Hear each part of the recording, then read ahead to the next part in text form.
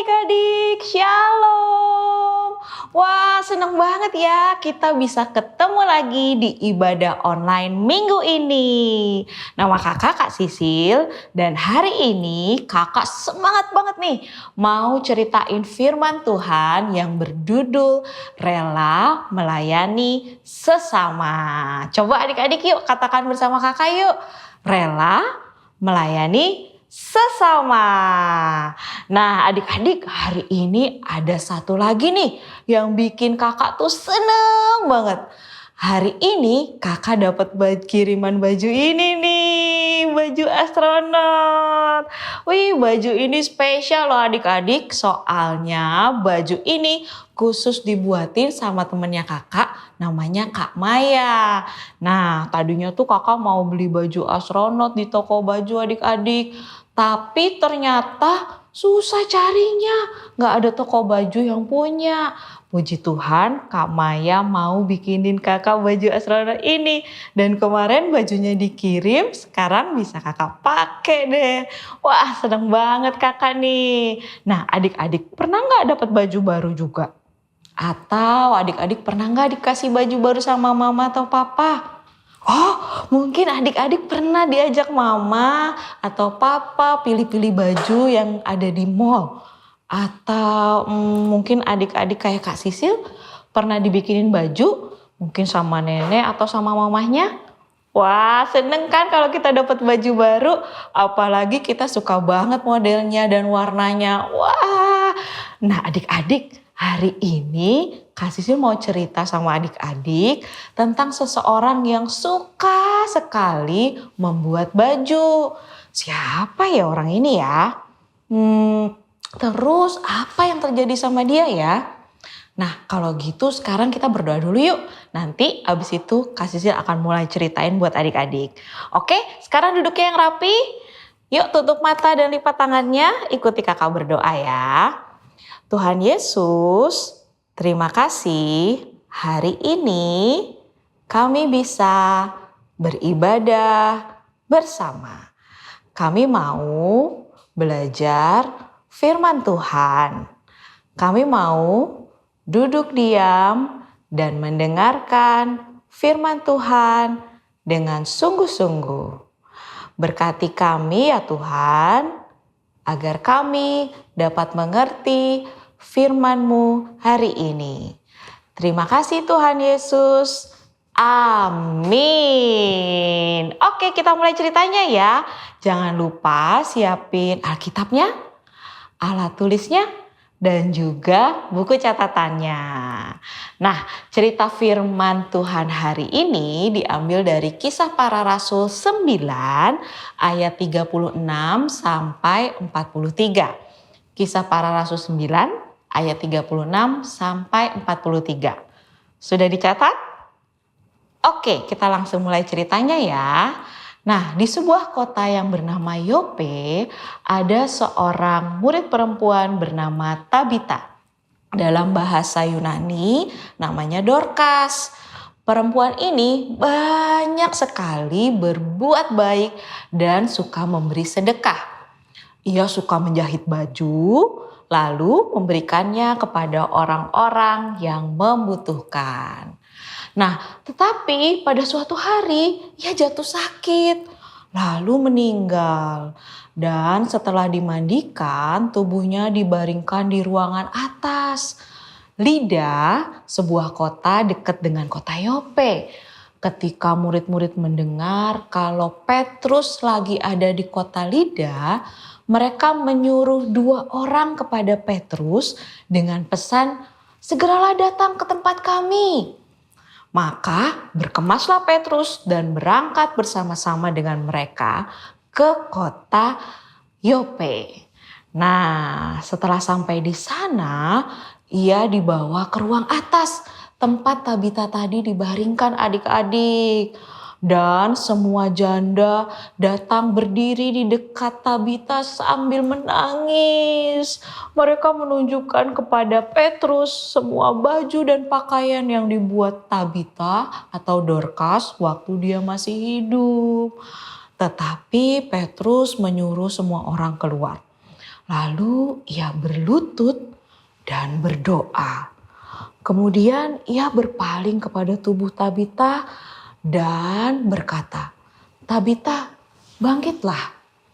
Lalu Tabita membuka matanya dan ketika melihat Petrus, ia bangun lalu duduk.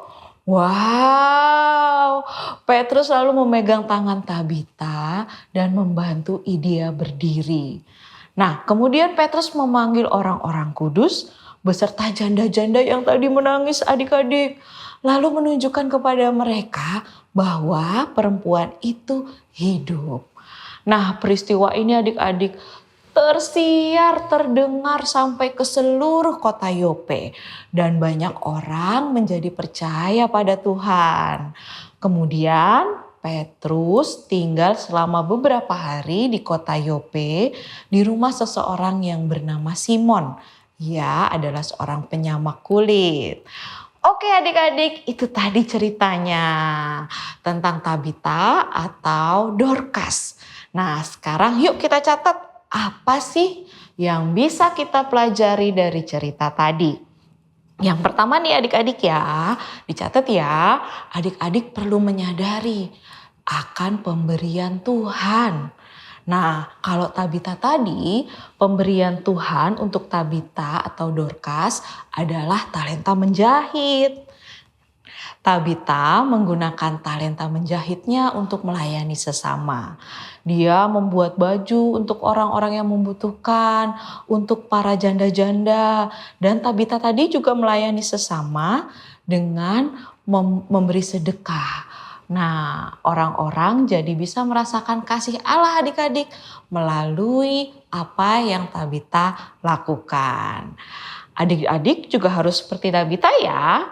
Jadilah anak yang rela melayani. Karena dengan melayani sesama berarti kita sudah melayani Tuhan. Sesama itu adalah orang-orang yang ada di sekitar kita. Yang kita temui setiap hari. Nah, berarti kalau melayani sesama, kita membantu orang-orang yang kita temui adik-adik setiap hari. Meskipun adik-adik masih kecil, tapi adik-adik tetap bisa kok seperti Tabita melayani sesama dengan talenta yang adik-adik punya. Coba sekarang adik-adik renungkan. Apa ya talenta pemberian dari Tuhan yang ada dalam dirimu? Mungkin di antara adik-adik ada yang menyadari ternyata Tuhan memberi kepandaian dalam pelajaran. Atau mungkin ada yang menyadari kalau Tuhan memberi keterampilan dalam olahraga. Atau ada yang punya talenta pandai memainkan alat musik. Atau pandai menari mungkin. Atau ada juga yang pinter ngomong bahasa asing. Oh, masih banyak talenta yang lain pastinya adik-adik. Coba adik-adik renungkan, adik-adik ingat-ingat. Kira-kira apa ya pemberian Tuhan buat adik-adik? Talenta apa ya yang sudah Tuhan berikan? Nah, gunakanlah talenta yang Tuhan berikan itu untuk melayani Tuhan dan melayani sesama kita. Jangan lupa adik-adik untuk selalu bersyukur karena Tuhan sudah memberi kita talenta, Tuhan sudah memberi kita keluarga yang baik, kesehatan, kesempatan buat sekolah, dan masih banyak lagi. Sekarang yuk katakan dengan semangat, terima kasih Tuhan untuk semua pemberian-Mu. Oke, sekarang selanjutnya ya, yang poin kedua adalah ayo adik-adik mulai melangkah untuk melayani. Tabita tadi dia tuh tahu kalau Tuhan kasih dia talenta menjahit. Jadi dia menggunakannya untuk melayani sesamanya, untuk melayani janda-janda yang membutuhkan. Nah, dengan Tabita berbuat baik dan memberi sedekah, berarti sangat membantu orang-orang yang membutuhkan adik-adik.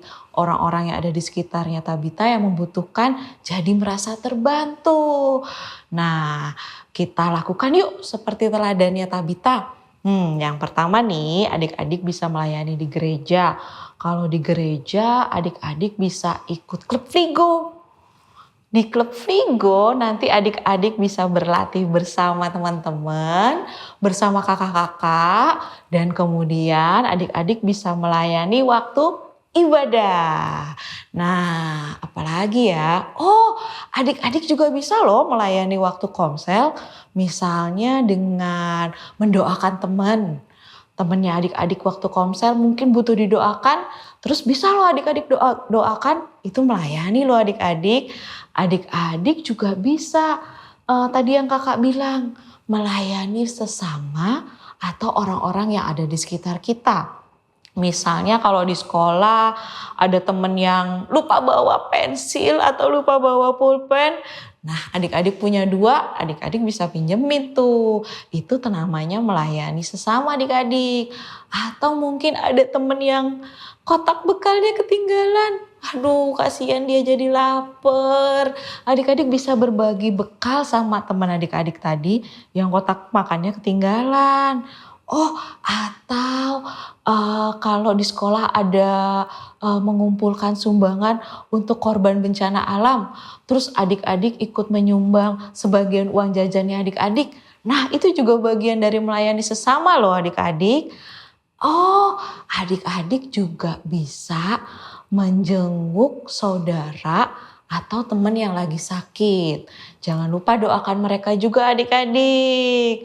Nah, terakhir yang ketiga, kalau kita sudah melayani, ayo lakukan pelayanan kita dengan sepenuh hati dan sukacita. Adik-adik ada gak yang pernah membantu mama? Tapi bantuinnya sambil ngomel-ngomel, sambil marah-marah?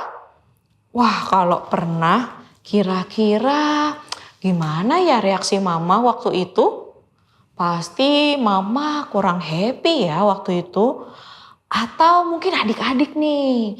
Adik-adik butuh bantuan. Terus adik-adik dibantu sama orang lain. Tapi orangnya itu bantuinnya sambil marah-marah. Sambil ngomel-ngomel. Kira-kira gimana perasaan adik-adik? Pasti adik-adik gak happy jadinya. Nah, adik-adik itu makanya kalau kita melayani, kita harus melayani dengan sukacita dan sepenuh hati. Kalau adik-adik melayani dengan sukacita dan sepenuh hati, wah akan bawa sukacita juga bagi banyak orang. Kan adik-adik juga pasti seneng kalau pas butuh bantuan, orang yang bantuin kita, membantu kita juga dengan sukacita. Oke, berarti kita harus melayani dengan sukacita ya. Nah, Tabita tadi juga melayani dengan hati yang senang loh adik-adik. Makanya waktu dia sakit banyak orang yang sedih. Karena dengan Tabita melayani dengan penuh sukacita dan sepenuh hati, banyak orang yang merasa terberkati. Nah, adik-adik, berarti mulai hari ini, ayo kita melayani dengan sepenuh hati dan penuh sukacita ya.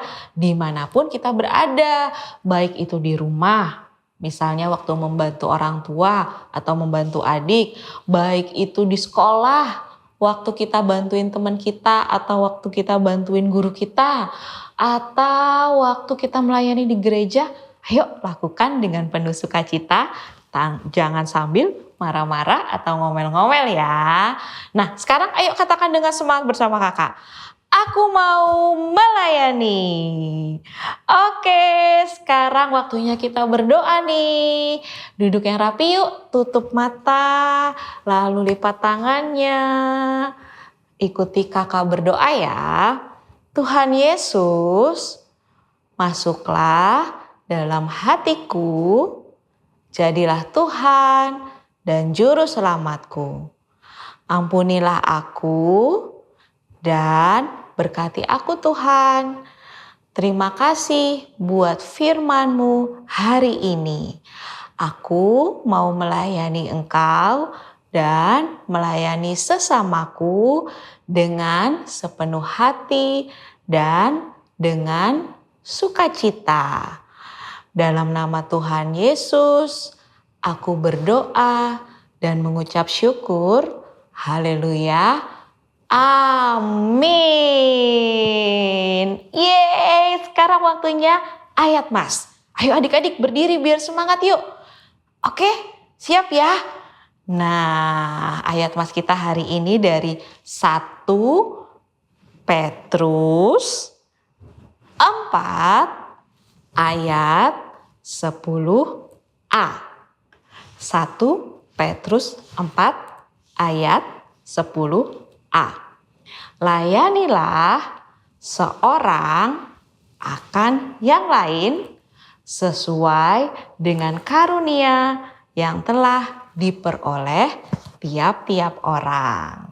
Nah, adik-adik bisa hafalin lagi ya nanti sama mama atau papanya. Tetap semangat adik-adik. Sampai jumpa minggu depan. Tuhan Yesus memberkati. Kids Impact, sejak kecil sudah kuat. Dadah!